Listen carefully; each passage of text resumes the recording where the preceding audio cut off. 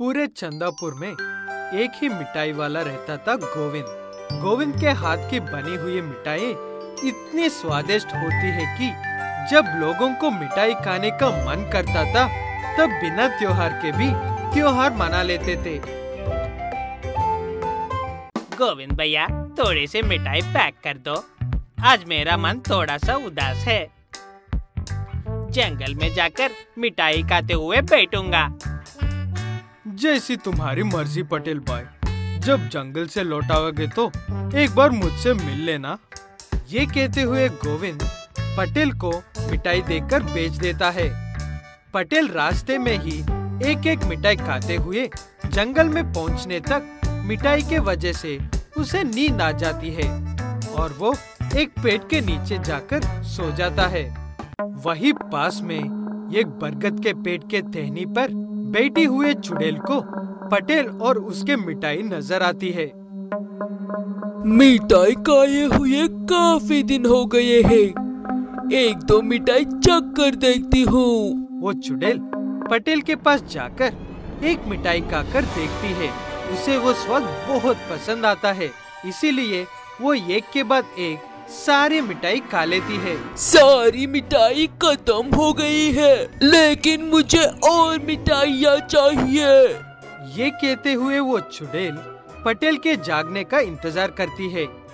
सूरज ढलने के समय तक पटेल जाग जाता है और मिठाइयों पर ज्यादा ध्यान दिए बिना वहाँ से चला जाता है। घर लौटते वक्त उस गोविंद से मिलना था। ये बात याद रखकर पटेल सीधे गोविंद की मिठाइयों के दुकान पर जाता है।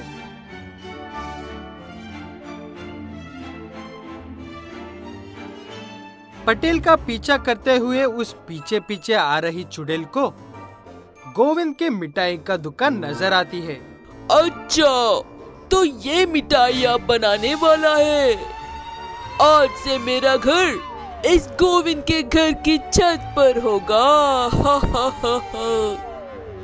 ये कहते हुए जब तक पटेल और गोविंद एक दूसरे से बात कर रहे थे उतनी देर में वो चुड़ैल सारी मिठाई खा लेती है और आराम से जाकर छत पर बैठ जाती है।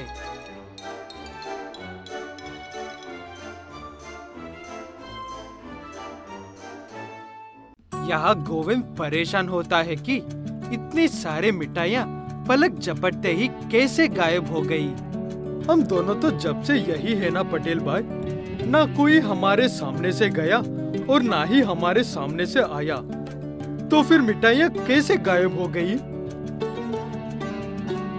पता नहीं दोस्त, अचानक से मिठाई कैसे गायब हो सकती है, ये बात तो ऊपर वाला ही जाने। हम सब यही तो करते हैं। जैसे कोई बात हमें समझ में नहीं आती तब सब कुछ ऊपर वाले पर छोड़ देते हैं। गोविंद और पटेल की बातें सुनकर ऊपर छत पर बैठी हुई चुड़ैल खूब हंसती है और हर रोज चुपके से गोविंद की दुकान से एक दो नहीं बल्कि एक ही बार सारी की सारी दुकान खाली कर रही थी। इस बात से परेशान होकर गोविंद मिठाइयाँ बनाना ही बंद कर देता है। उसकी मिठाइयों के शौकीन मिठाई ना मिलने पर परेशान हो रहे थे।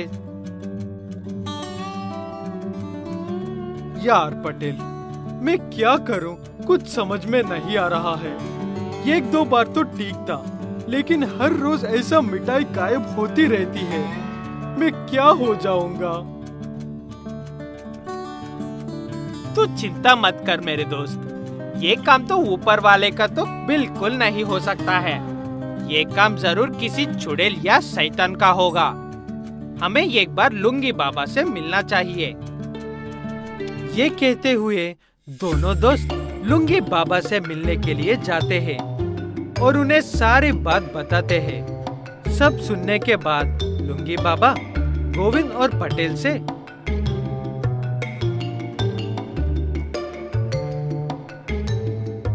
ये पवित्र जल है, इसे मिठाइयाँ बनाते वक्त उसमें थोड़ा सा मिला देना। वो चुड़ैल तुम्हारी मिठाइयों को छू भी नहीं पाएगी और मेरे लिए भी थोड़ी मिठाइयाँ भेज देना। जी बाबा जी, जरूर भेजेंगे। लुंगी बाबा की जय। चलो चलते हैं। ये कहते हुए जाकर गोविंद अपनी मिठाइयों में बाबा का दिया हुआ थोड़ा सा पानी मिला देता है। जैसे ही मिठाइयाँ बनकर तैयार होती है, वो खाने के लिए आती है और उन लड्डू को छूते ही उसे झटका लगता है